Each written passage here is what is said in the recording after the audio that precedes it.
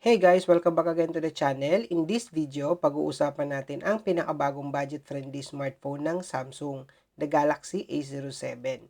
Kung naghahanap ka ng sulit na phone, given na yung brand, given na yung durability, and at the same time, gagamitin mo lang naman pang daily needs mo or pang backup phone, or even yung pagagamit mo sa mga bata or estudyante, well, I think pwede nyo i-consider tong bagong budget-friendly smartphone ng Samsung, which is itong ang Galaxy A07.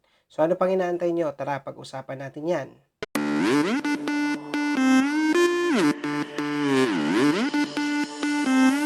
Available na siya for only 5,290 pesos for the 4GB RAM plus 64GB storage. At 5,990 naman kung gusto mo na mas malaking storage, which is 128GB. 'Di ba? Sobrang abot kaya para sa price na meron dito sa bagong budget-friendly smartphone ni Samsung.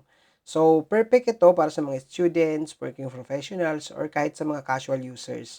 With 4GB RAM, syempre, asahan na natin yan. Smooth na rin yung multitasking dito. So, pwede ka na magbukas dito ng mga applications or simpleng scroll, sabay-sabay ka mag-open. So, hindi siya basta-basta maglalag. Plus, kung mahilig ka sa mga picture, videos, or mobile games, may option ka syempre na 128GB para mas marami kang pwedeng install sa phone mo. Ang pinaka-importante syempre dito is the value for money. Hindi mo kailangan gumastos na malaki para magkaroon ng isang reliable Samsung smartphone.